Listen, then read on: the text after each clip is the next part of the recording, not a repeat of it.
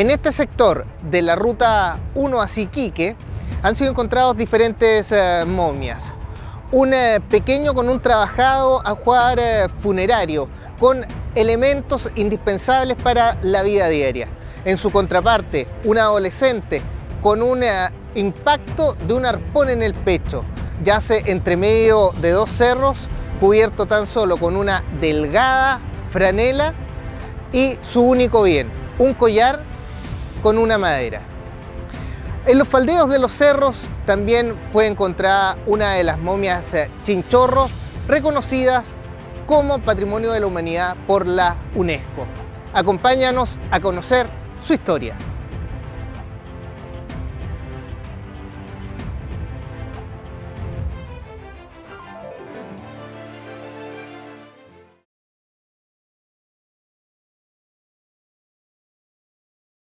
Se trata de un hallazgo de un fardo funerario de un infante. Estamos hablando de un menor de edad, posiblemente unos 6 a 7 años, que se presenta en un contexto de inhumación, un contexto funerario con una gran cantidad de piezas de importancia. Estamos hablando de cerámica, con ornamentos, estamos hablando de cestería, textiles y además una serie de piezas en miniatura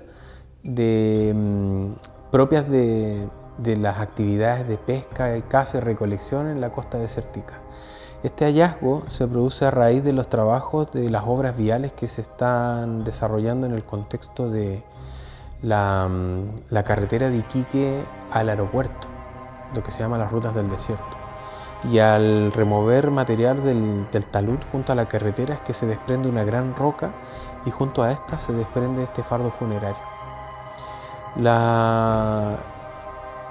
Lo que se debe hacer cuando se encuentran este tipo de hallazgos es que se da la información a las autoridades y estas a su vez propician su resguardo y entran en acción los especialistas en la materia de arqueología para evaluar los rescates, salvatajes o la conservación in situ de los contextos arqueológicos cuando son sitios mayores.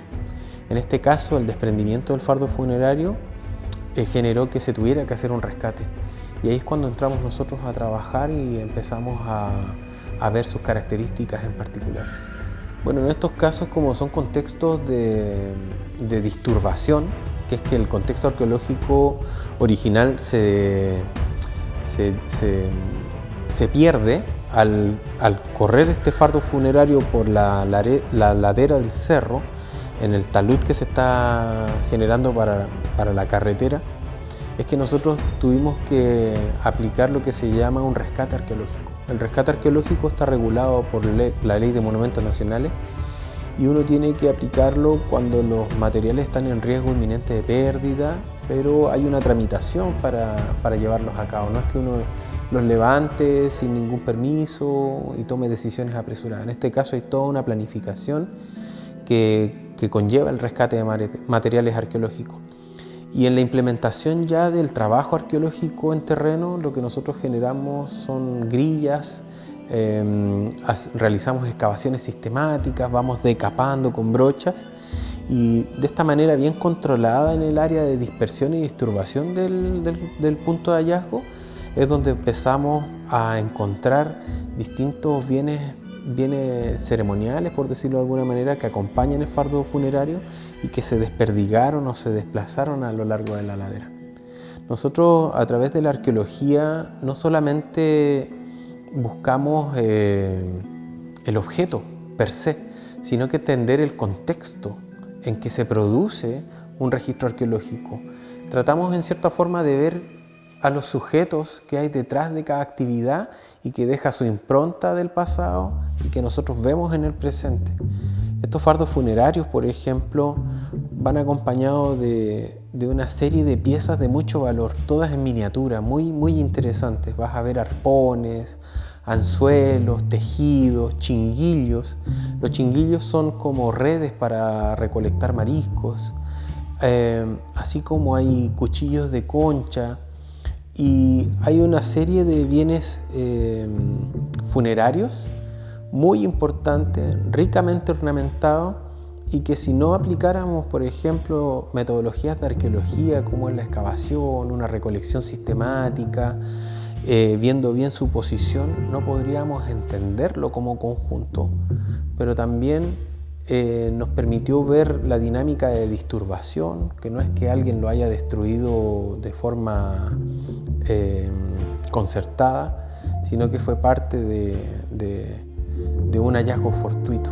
Y la excavación arqueológica no es solamente lo único que desarrollamos en arqueología, sino que desarrollamos en realidad toda una investigación para comprender cómo sucede la formación de un sitio arqueológico, qué intenciones hay detrás, y también una arqueología de menor rango, que es cómo este material se llegó a desplazar, a disturbar, y entender que todo corresponde a un mismo conjunto. Yo creo que no podríamos definir por ahora una escala social o una estratificación dentro de estas sociedades prehispánicas de cazadores, pescadores, pescadoras y recolectores de orilla o recolectores en la costa desértica. Pero sí podría decir que este pequeñito tuvo que tener una importancia al menos para su grupo familiar, porque todos los bienes suntuarios que le acompañan son funcionales y significan para el grupo humano desprenderse de bienes de valor.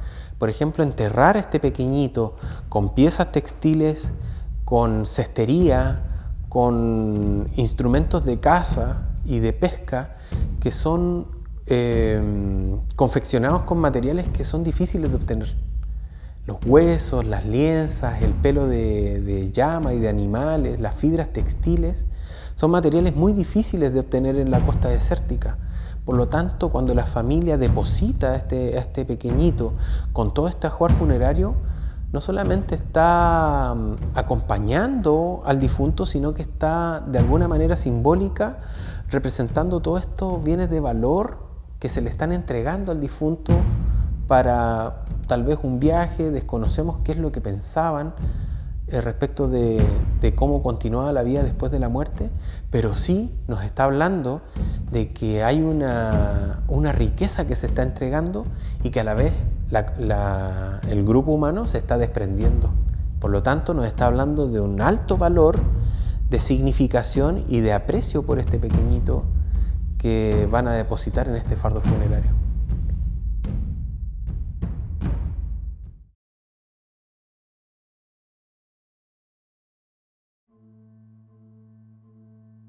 En el caso del hallazgo de los verdes es muy interesante por el contexto del hallazgo en sí mismo, que se produce en el marco de las actividades de raidismo que hay en la costa desértica. Hay una proliferación de este tipo de deportes que no tienen una regulación y que prefieren mucho las dunas y los cerros costeros. En este caso es tras la caleta de los Verdes. Allí, producto de un circuito informal de motocross,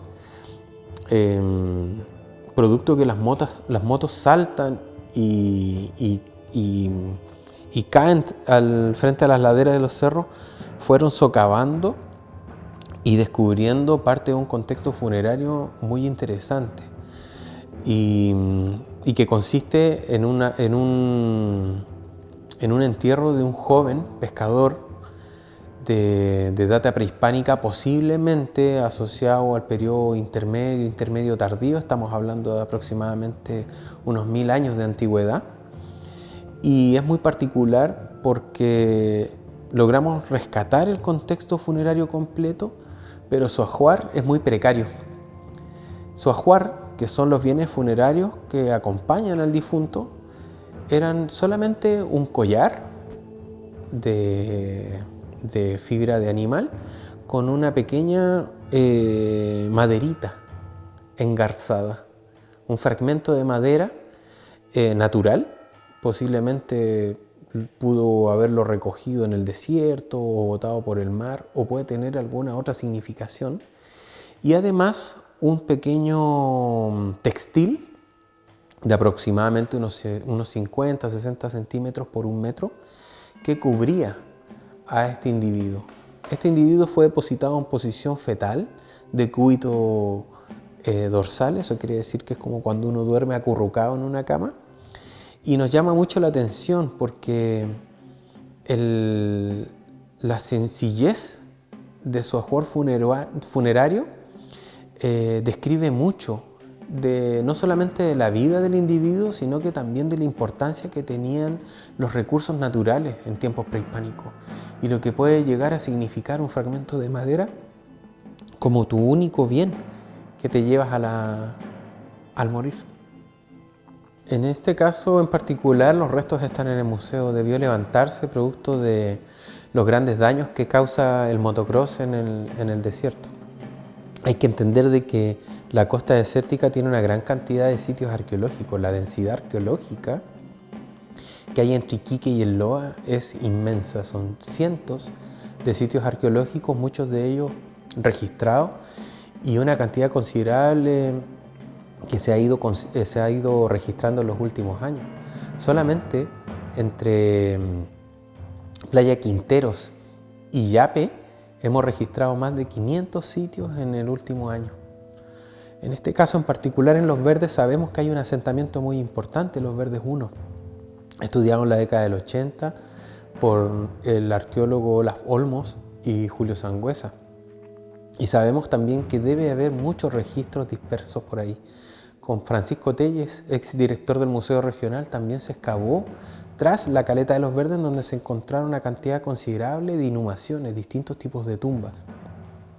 Pero en este caso del pescador de Los Verdes, fue encontrado alrededor de unos 200 metros tras la caleta, en las laderas de los cerros, de las pequeñas lomas en donde se practica raidí. Es muy probable que todas esas lomas tengan inhumaciones. Hasta el momento no hemos identificado otras, pero en este caso en particular que trajimos al museo se pudo rescatar completamente. Hay todo un proceso de conservación y de resguardo también, porque no solamente corresponden a restos arqueológicos, sino que es un contexto de alta sensibilidad por ser el cuerpo de un difunto.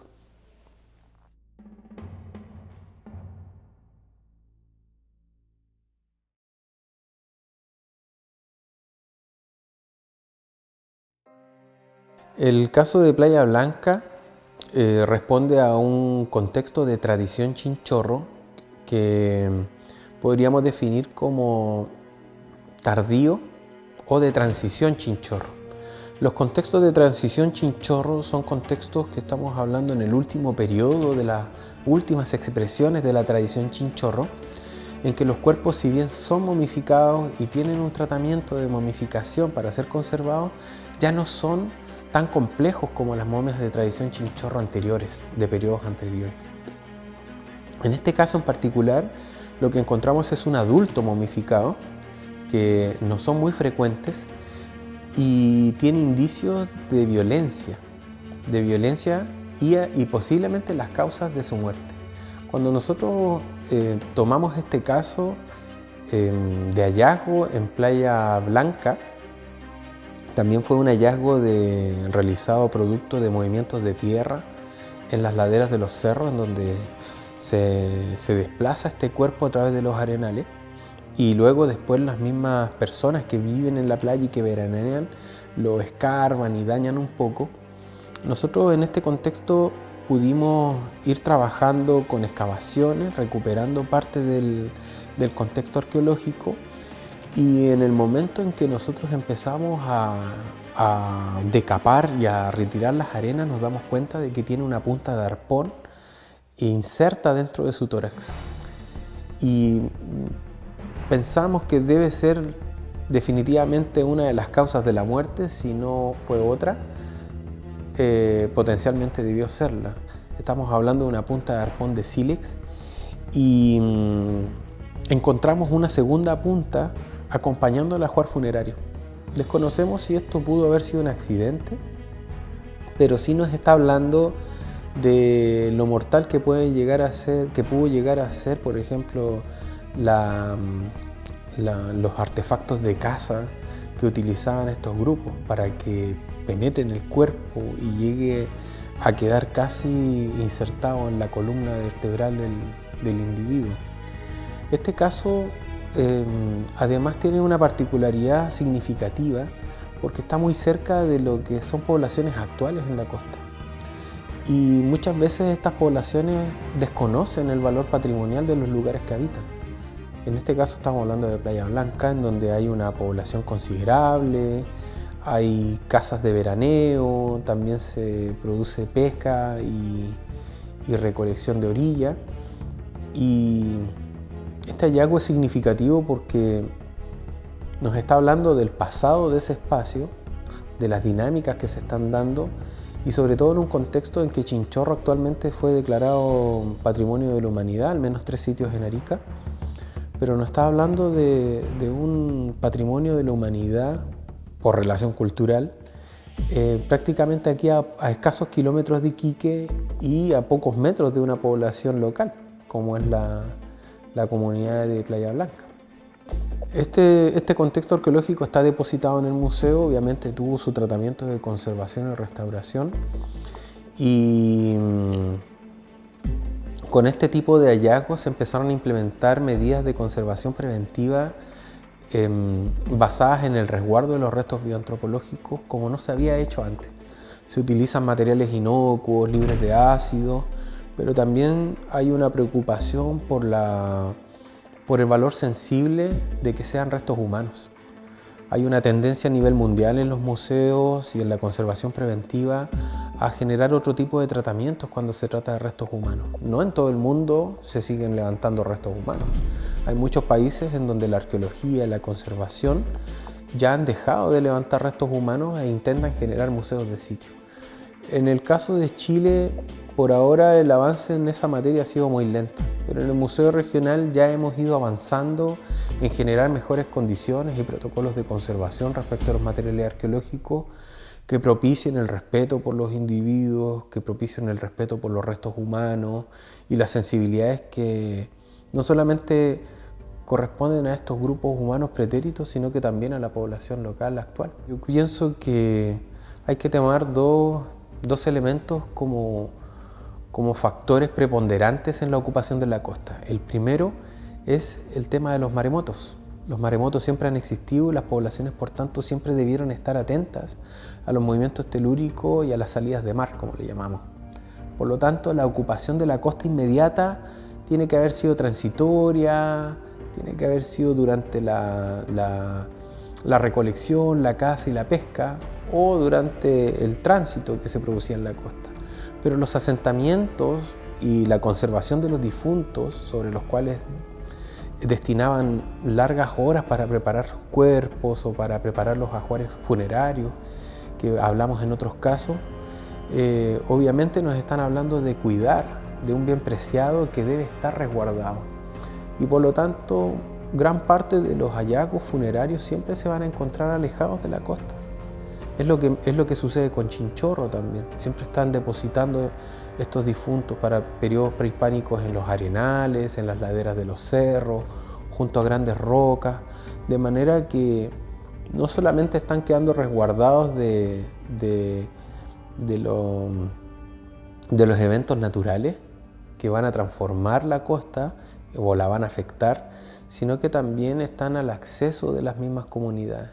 Están a la mano, por decirlo de alguna manera. Y es posible que estos grupos también definían los lugares donde dejar sus difuntos por una X distancia apropiada entre su ocupación cotidiana y el constante retorno a visitar a sus difuntos, a veces ligados a ritos de conmemoración, de memoria u otras prácticas culturales asociadas a los difuntos. Bueno, es una de las misiones del museo regional y de los museos que resguardan bienes patrimoniales bioantropológicos, el propender a que estos bienes cuenten o se encuentren en un espacio que les permita una conservación preventiva, que vaya a proyectar una preservación de estos bienes en el futuro. Porque, tenemos que pensar que en su mayoría son restos bioantropológicos que tienen sobre 1000 años de antigüedad desde que fueron depositados en su contexto original, y que no puede ser que por llegar a un museo que no cuenta con los espacios, las instalaciones apropiadas, esos restos se pierden. Porque además es una obligación ética para los profesionales generar las instancias y buscar las estrategias para otorgar un espacio óptimo para el resguardo de los bienes patrimoniales, que es lo que actualmente estamos haciendo en el museo, postulando a proyectos, pidiendo apoyo de especialistas para hacer los análisis y poder otorgar, si bien es cierto, un descanso, pensando ya más desde un tema ético, pero también otorgando una conservación preventiva que permita la preservación de los bienes patrimoniales en el tiempo. Hemos sido testigos de cómo la cosmovisión de nuestros pueblos ancestrales ha dejado huella hasta el día de hoy. Las momias son solo un vestigio de lo que era su diario vivir. Hemos aprendido cómo los estados están dispuestos a cualquier cosa por el turismo. Es necesario que tomemos conciencia, reconozcamos los lugares sagrados y que sean respetados. Si logramos respetar, seremos una mejor nación. Esto fue Secretos Sepultados, las momias Cabuza.